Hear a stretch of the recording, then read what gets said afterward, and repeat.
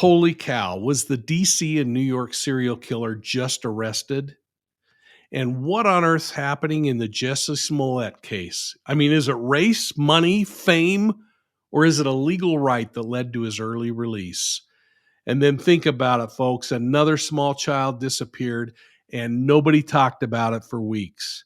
How many times is this going to happen before family, friends, and neighbors start reporting child welfare concerns? It's time for the Profiling Evil Weekly Crime Update.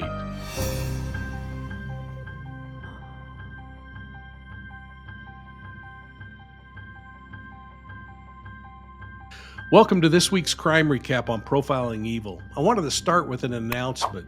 Profiling Evil is teaming up with our friends over at Adventures with Purpose to provide investigative support on the mysteries that they're hoping to solve. We've already begun, and our first podcast is going to drop next week on AWP. So join me as we explore these perplexing cases and help prepare Jared's team for their underwater searches. Think about it. These guys have recovered 19 bodies in the last 2 years alone. Make sure you get subscribed. Well, let's talk Jussie Smollett. After a short 6-day jail stay, Jussie Smollett was released from jail pending his conviction appeal. If you listen to his lawyers, the actor was victimized in the racial attack that led to this case, and then re-victimized by police, prosecution, and the judge. They are furious with Judge James Lynn, who not only sentenced Smollett to 150 days in jail starting immediately, but with a hefty fine and required restitution. But the thing that really got to him was that he scolded him from the bench for nearly 30 minutes. Go back and watch my video on that. Well, how do you feel about what happened in the courtroom and with Smollett's release? Was he released because of his race, fame, fortune, or was it his legal right? I'm going to be watching for your comments down below. And folks, please keep the comments appropriate. I don't mind at all direct discussion about behaviors and situations, but I don't like when people make it personal or they make it a political statement. So let's talk about those behaviors. Now, in New York City and Washington, D.C., great news. The suspected serial killer from New York City and D.C. was arrested this week, and I just happened to be in the city when it happened. The predator is accused of murdering 2 homeless people and assaulting at least 3 others. Now, shooting the victims wasn't enough. This guy also went out and stabbed one of them. So shooting and stabbing, there's a lot of anger and a lot of focus here. An arrest came a few hours after police released photographs of the suspect in media, proving once again how powerful social media is. It cracked me up when the DC mayor jumped on the Twitter bandwagon, immediately announcing the arrest, saying, quote, "We promised that we'd bring this killer to justice, and we kept that promise," close quote. Well, thanks for all the good work, Mayor. I think the police did it. But in your defense, you did call out the real heroes, the cops, who brought closure to this case. And I'm calling out, as did they, the community, because police said that that $70,000 in reward money is going to go to people in the community who provided the tips, and they sent their thanks. Now, I also joined Vinnie Politan on Court TV this week to talk about a little boy named Cody Bigsby. He's the missing 4-year-old from Hampton, Virginia. And his father is now in custody for 7 counts of child neglect. And his arrest was talked about by his neighbors on the media as soon as it was made. People who were saying they always heard yelling and screaming coming from the apartment and from the children, that was a dysfunctional location. It's an apartment that the single father shared with his 4 young children. His wife wasn't around. Well, you know what? I'm probably sounding like a broken record here, but why on earth are neighbors telling police and the news about a troubled family after a child comes up missing? Come on, folks. If you're concerned about the safety of a child, call the police or family services immediately. Let them decide if the child's in jeopardy. I mean, wouldn't that be better than having another missing child case like this one? Vinny asked me about my thoughts on the case, and I hope you'll go over and watch that entire episode on Court TV. But let's listen to the exchange. Washington, D.C., tonight in the nation's capital. Don't know what he's up to down there, but retired police commander and host of the Profiling Evil podcast, Mike King, is with us. Great to have you both here. You know what? Zuckerberg and Facebook, they know where we all live. They know everything about us. I mean, to me, that's a natural place. And they on their own should take the initiative because they have all that information on us. And so do the guys who make these phones, by the way. You got all the billions and billions and billions and billions of dollars. How about doing some, a little bit more good? A little bit more good, a little less censoring, a little more good. Sorry. Mike King, there's some new billboards. We were just looking at them of Cody Bigsby. That's always an old-fashioned way, but it's a very effective way, I think, to get those images out there. We've got billboards now that can rotate pictures and everything. And there's Cody finally on some billboards. Yeah, this is a great example of how media can be used. And the beauty of a billboard, frankly, is hundreds and hundreds of thousands of people will pass by that, and some day after day. And it takes advertising multiple visits for us to remember something and for it to really sink in.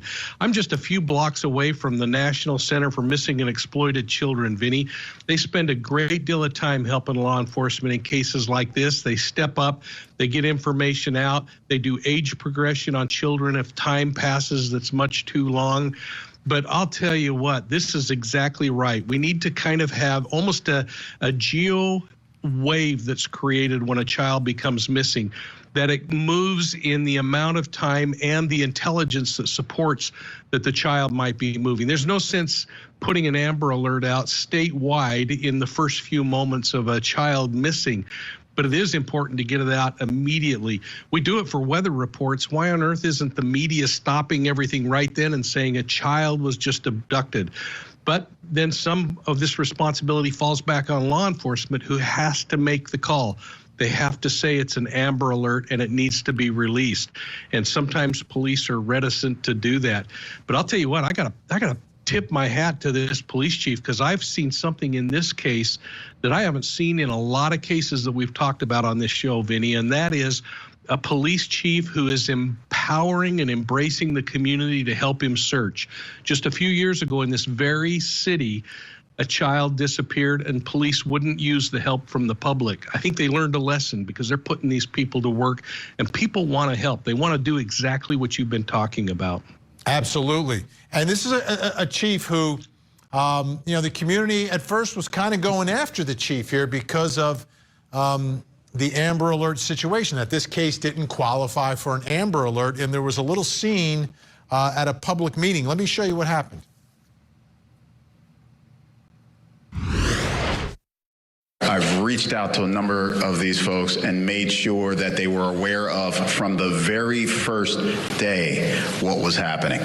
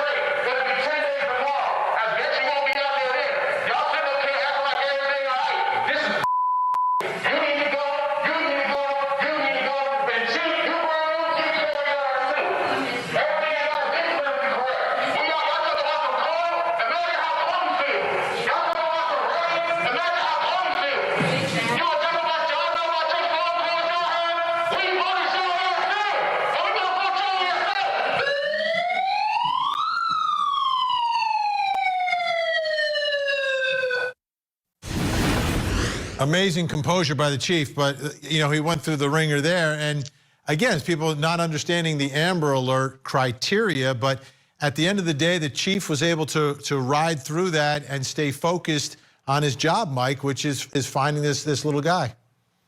Exactly. I mean, what restraint, and that is the cool thing about our country, is that someone can go in and disrupt a meeting like that and not be thrown to the ground. It's, in my opinion, inappropriate way to get across the point. But hallelujah, we have a country that allows someone to do that. And then leaders that are sitting in the saddle that aren't shaken by that and allow them to do their thing and then get back to business, which this chief has said over and again, and including during times when they've had problems with this case and things that the investigators have done, where he said these distractions are stopping us from bringing this little tyke home. Remember, Cody Bigsby disappeared on January 31st, and despite ongoing search efforts, there's still no sign of the child. If you know anything about this case, folks, please call the Hampton, Virginia Police Department immediately.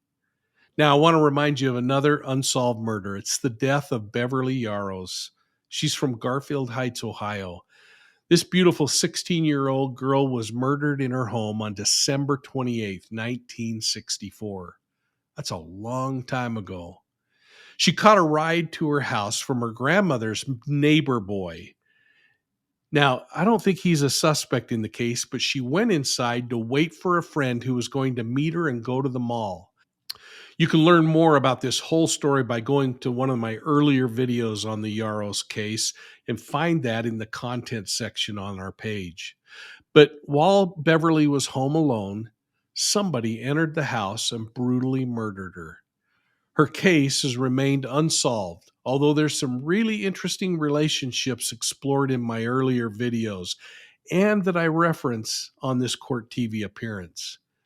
Court TV talked to me about the case this week, and our hope is that it keeps Beverly's story alive. So if you know something about the case, contact the police immediately. Now let's watch my interactions with Vinny.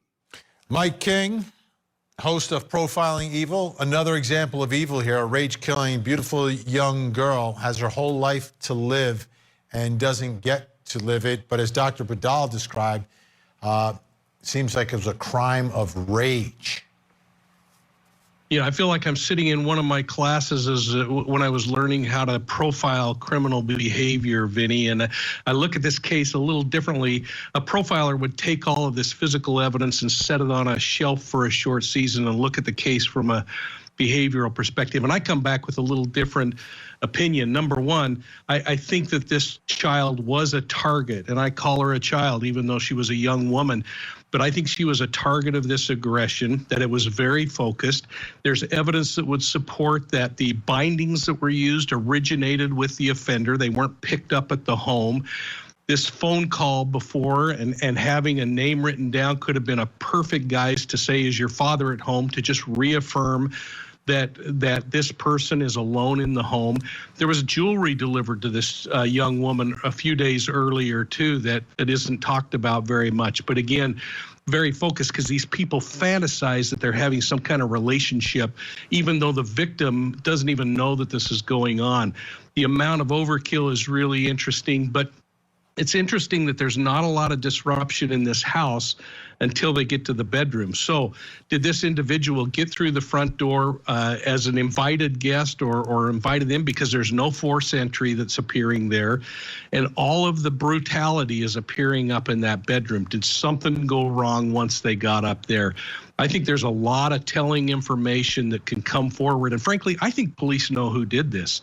I think it's just one of those cases where they're trying to get all of the pieces together because they may only have one shot at prosecution. There you go, folks. It's time for you to weigh in on these cases. Please take a moment and share what gets your blood boiling. I'm going to be watching for your comments down below. So thanks for taking time to share your thoughts. And folks, please take a moment, interact with each other and answer each other's questions. I think it really keeps the conversation going. I hope you'll hit the like and subscribe button. And don't forget to consider joining our channel memberships. My favorite is the Academy level. That's where you get information not found anywhere else. You can find Profiling Evil on YouTube, Instagram, Facebook, and Twitter. And if you like podcasts, you can go to Profiling Evil on your favorite podcast platform. And don't forget to check us out on the World Wide Web at profilingevil.com. So thanks again, folks, and we'll see you soon at the next crime scene.